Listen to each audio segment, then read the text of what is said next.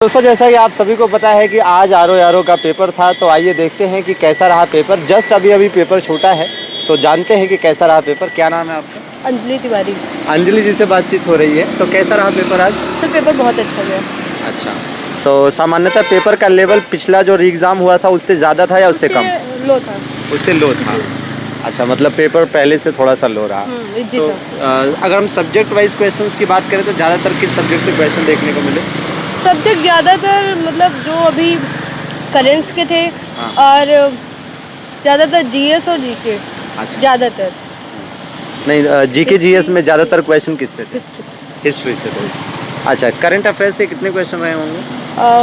Something वही 20-25। 20 के आसपास करंट अफेयर्स से। सामान्यतः ऐसा होता भी है कि 20 से कम तो क्वेश्चन करंट अफेयर्स के नहीं देखने को मिलते हैं, चाहे आरो यारो का पेपर हो या पीसीएस का हो।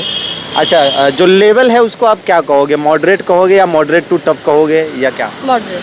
मॉडरेट। चलिए मॉडरेट, इसका मतलब यह है कि जो एक डर था लोगों के मन में कि री एग्ज़ाम से ज़्यादा टफ होगा, तो थोड़ा सा राहत की बात है। तो पेपर देकर क्या लग रहा है कि कितने क्वेश्चन आपने अटेम्प्ट किए हैं टोटल? मैंने 130 अटेम्प्ट किए हैं, तो 130। अच्छा, 200 क्वेश्चन इस बार पहली बार ऐसा हुआ कि आरो यारो का पेपर रहा और 3 घंटे का पूरा पेपर रहा और 140 और 60 क्वेश्चन पहले अलग अलग होते थे, तो 200 क्वेश्चन एक साथ रहे, तो इससे कुछ डिफरेंस देखने को मिला, कुछ फ़ायदा मिला? अच्छा रहा, जो हिंदी का समय बच जाता था वो हमें रीजनिंग में यूज़ करने का समय मिल गया। ज़्यादातर यही ज़्यादातर बच्चे एक्सपेक्ट कर रहे थे कि हिंदी वाला जो टाइम बचता था उसको हम। क्योंकि हिंदी में टाइम बच ही जाता था। हाँ, बच ही जाता था। अच्छा, तो जो टाइम बचा उसका आपने यूटिलाइजेशन कहाँ पर किया? रीजनिंग में। रीजनिंग में, एज एक्सपेक्टेड। यही था कि भाई रीजनिंग के क्वेश्चन ज़्यादातर बच्चे छोड़ ही देते थे क्योंकि टाइम उतना बचता नहीं था, तो हिंदी वाला जो टाइम बचा उसको रीजनिंग में एडजस्ट कर लिया गया। अच्छा, तैयारी के बारे में कुछ बताया आपने, कैसे क्या तैयारी करी, क्या स्ट्रेटजी रही? एमडी क्लास से भी पढ़ा है, मतलब ऑनलाइन भी और ऑफलाइन भी।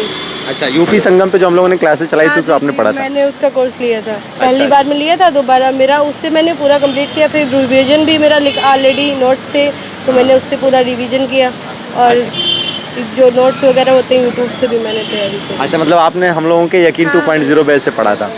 अच्छा, तो कैसी रही थी तैयारी? तो आप तैयारी के दौरान तैयारी का लेवल बहुत अच्छा था। अच्छा, तो आपने कैसे नोट्स बनाकर पढ़ा ज़्यादातर या फिर बैच में सीधा पीडीएफ से? नोट्स बना।